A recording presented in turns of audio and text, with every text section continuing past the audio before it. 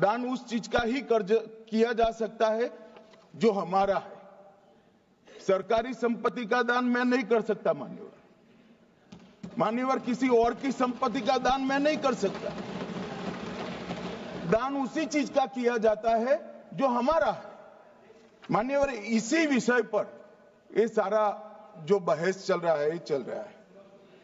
भारत का जहां तक सवाल है, दिल्ली में सल्तनत काल के प्रारंभ में मुइज़ुद्दीन घोरी के समय पर पहली बार वक्फ अस्तित्व में आया। अंग्रेजों के जमाने में 1863 के धार्मिक दान अधिनियम से चलता था। बाद में चैरिटेबल प्रॉपर्टीज एक्ट 1890 से चला। उसके बाद 1913 में मुसलमान वक्फ वैलिडेटिंग एक्ट अस्तित्व में आया। तब तक ये सारी प्रक्रियाएं चैरिटेबल एक्ट के तहत चलती थी। मान्यवर, आजादी के बाद वही एक्ट को 1954 में वक्फ के केंद्रीकरण के लिए बदला गया।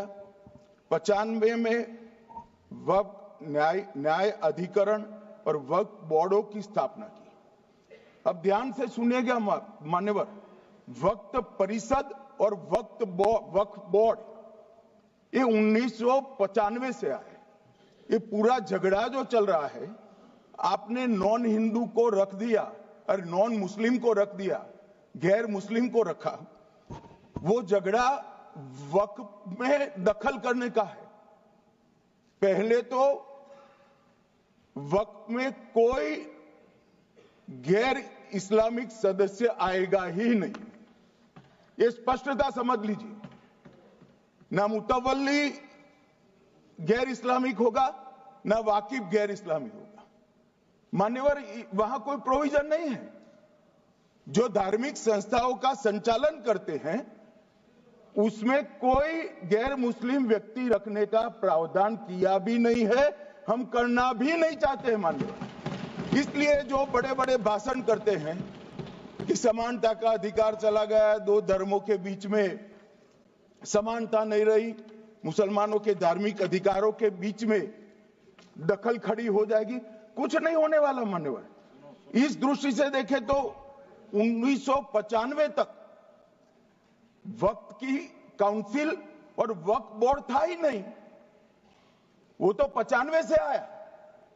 और मान्यवर, ये जो भ्रम खड़ा किया जाता है कि ये एक्ट मुस्लिम भाइयों के धार्मिक क्रियाकलापों के अंदर, उनके दान की हुई संपत्ति के अंदर दखल करने का है, ये बहुत बड़ी भ्रांति फैलाकर माइनॉरिटी को डराकर अपनी वोट बैंक खड़ी करने के लिए किया जा रहा है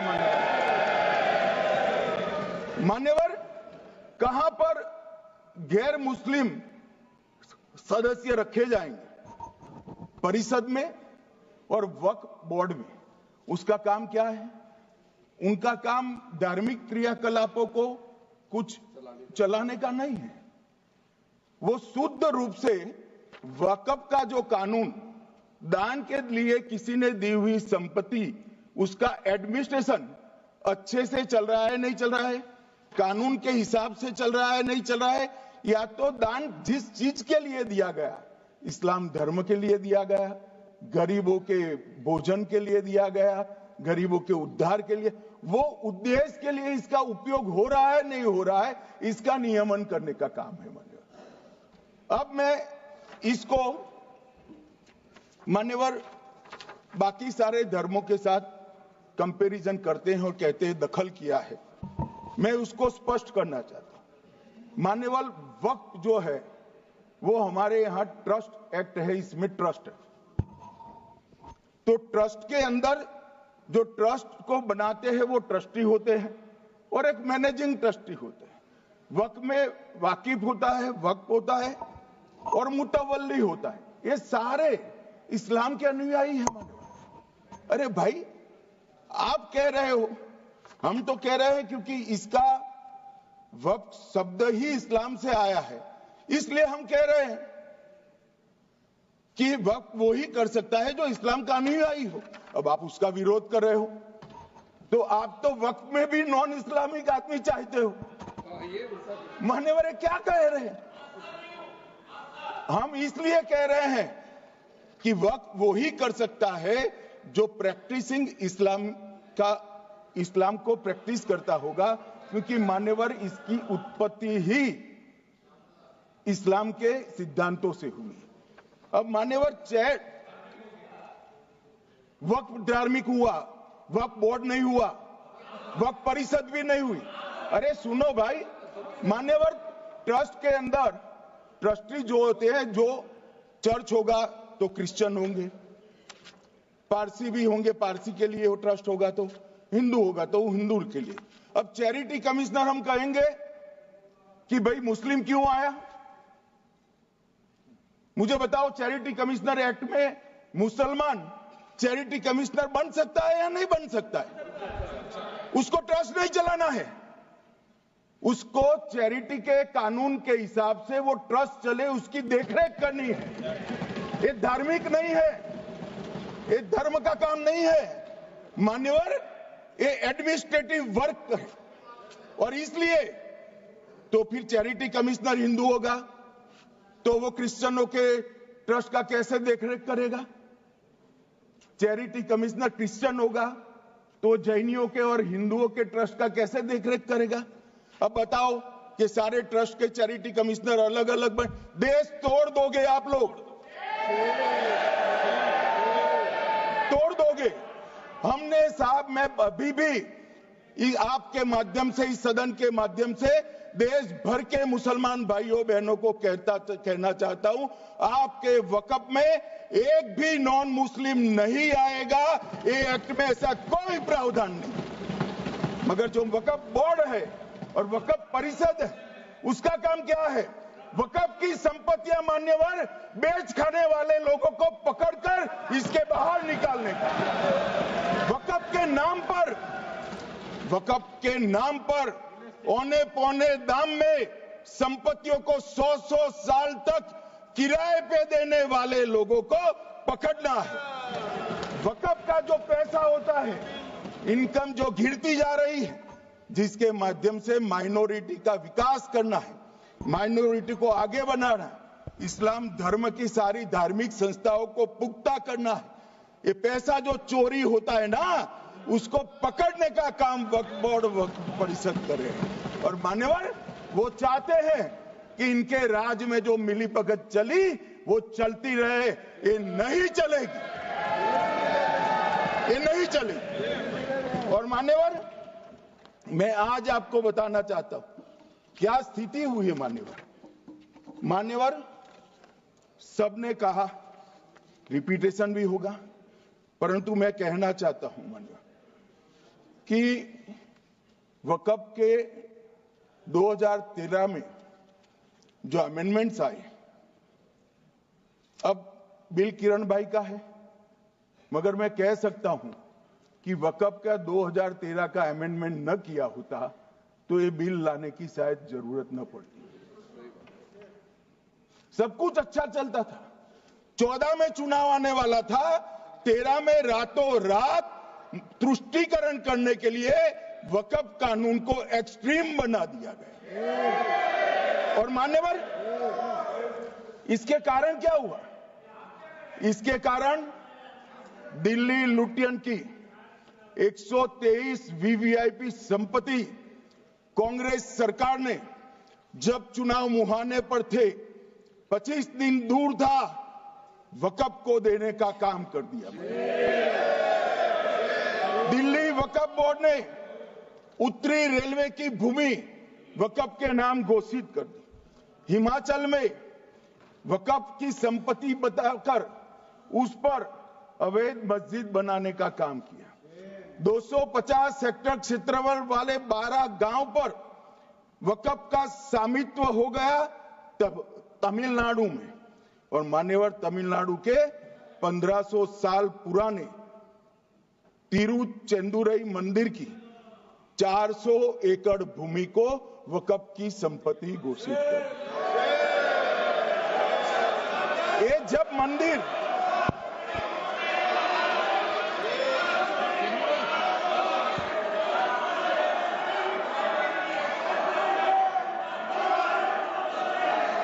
आपको मौका मिले अपनी बात कह देना। प्लीज बैठिए। मान्यवर कर्नाटक की आपको मौका मिले अपनी बात कह देना। आप भी बहुत मिसलीड करते हैं। बैठिए गृह मंत्री जी। मान्यवर कर्नाटक की मणिपट्टी समिति का रिपोर्ट में पढ़ रहा हूं, इसमें मेरा कुछ नहीं है, खड़े मत हो जाना। ये मणिपट्टी समिति का रिपोर्ट है। 29,000 एकड़ भूमि वक्फ की बिजनेस के उपयोग के लिए किराए पर दे दी। मान्यवर 2001 से 12 के बीच 2 लाख करोड़ की वक्फ की संपत्ति निजी संस्थानों को हस्तांतरित कर दी 100 साल की लीज पर। मान्यवर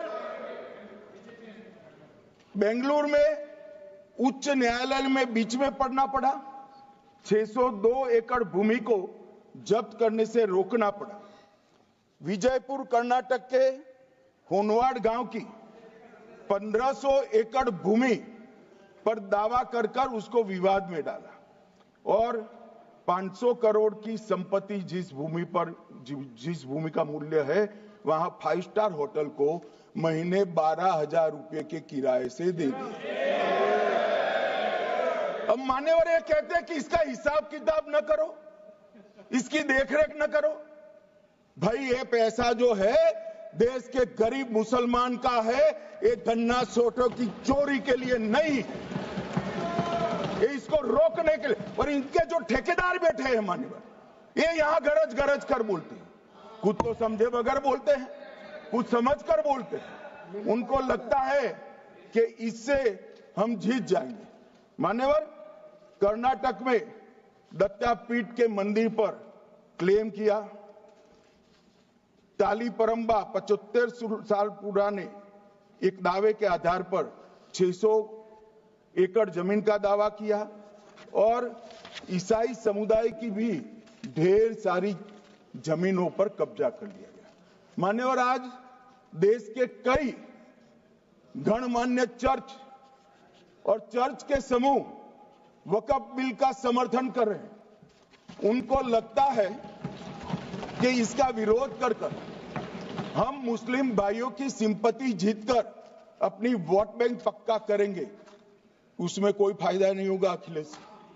इसलिए कि 4 साल में मुस्लिम भाइयों को मालूम पड़ जाएगा कि कानून तो उनके फायदे में है। और इसके साथ ये दक्षिण के सारे जो सांसद बोल रहे हैं, अपनी अपनी कॉन्स्टिट्यूएंसी में सारे चर्च को मान्यवर नाराज कर रहे हैं, उनको पता नहीं। सारे चर्च को नाराज कर रहे हैं। सारे चर्च ने रिजोल्व किया है कि हम खिलाफ इसका हम समर्थन करते हैं। मान्यवर तेलंगाना में 66,000 करोड़ की 1700 एकड़ जमीन पर दावा कर दिया। असम में मोरीगांव जिले की 134 एकड़ भूमि पर दावा हुआ। बिहार का मैं लालू जी के कोर्ट के साथ बाद में बताता हूं। गुरुद्वारा से संबंधित हरियाणा की 14 मरला भूमि को वक्फ को सौंप दिया और मान्यवर प्रयागराज में चंद्रशेखर आजाद पार्क को भी वक्फ घोषित किया। और मान्यवर महाराष्ट्र के वडानगे गांव में महादेव की मंदिर पर दावा किया और बीड में कंकलेश्वर मंदिर की 12 एकड़ जमीन वक्फ बोर्ड ने जबरन ले ली। मान्यवर ये सब जब जो चल रहा है, इसमें आज भी मैं स्पष्ट करना चाहता हूं, वक्फ जो कि मुस्लिम भाइयों की धार्मिक क्रियाकलाप और उनके बनाए हुए दान से ट्रस्ट है, उसमें सरकार कोई दखल करना नहीं चाहती है। मुतवल्ली भी उनका होगा, वाकिफ भी उनका होगा, वक्फ भी उनका होगा। परंतु वक्फ की संपत्ति, इसका रख रखाव ठीक से हो रहा है नहीं। वक्फ का संचालन कानून के हिसाब से हो रहा है, निजी उपयोग के हिसाब से। सैकड़ों साल पहले किसी बादशाह ने दान किया, हमारी भाषा में कहो तो धर्मादा किया। अब इसकी संपत्ति को आप 12,000 रुपये में 5 सितारा होटल बनाने के लिए दे देते हो, ये उचित है क्या?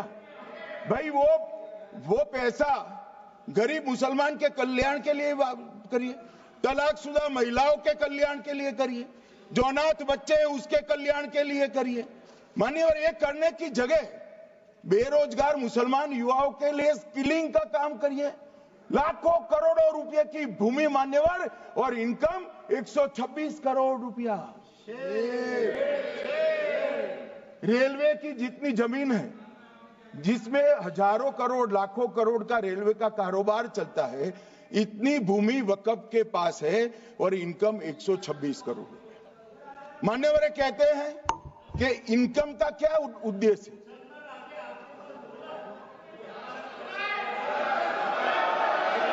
बैठ जाओ।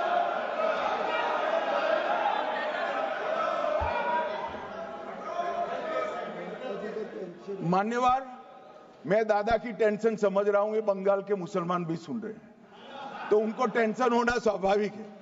मान्यवर, लालू प्रसाद जी, आज आरजेडी के सारे सदस्य बोले, जब 2013 का अमेंडमेंट आया, मैं लालू जी का तो पूरा पढ़ना चाहता हूं, बाकी सदस्यों का सिर्फ टोकन पढ़ूंगा। लालू जी ने क्या कहा?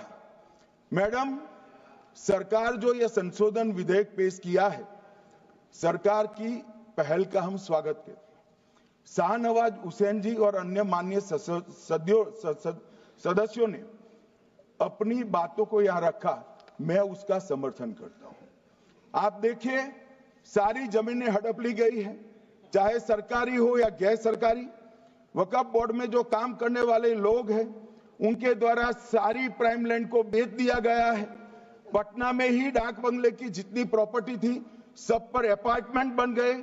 इस तरह की काफी लूट खसोट हुई है। हम संशोधन विधेयक तो आपको अंत में लाए हैं, समर्थन करते हैं, लेकिन मैं चाहता हूं कि भविष्य में आप कड़ा कानून लाइए और ये जो चोरी करने वाले लोग हो, उनको जेल की सलाखों के पीछे। अब साहब, लालू प्रसाद की इच्छा इन्होंने तो पूरी नहीं की, नरेंद्र मोदी जी ने पूरी कर दी।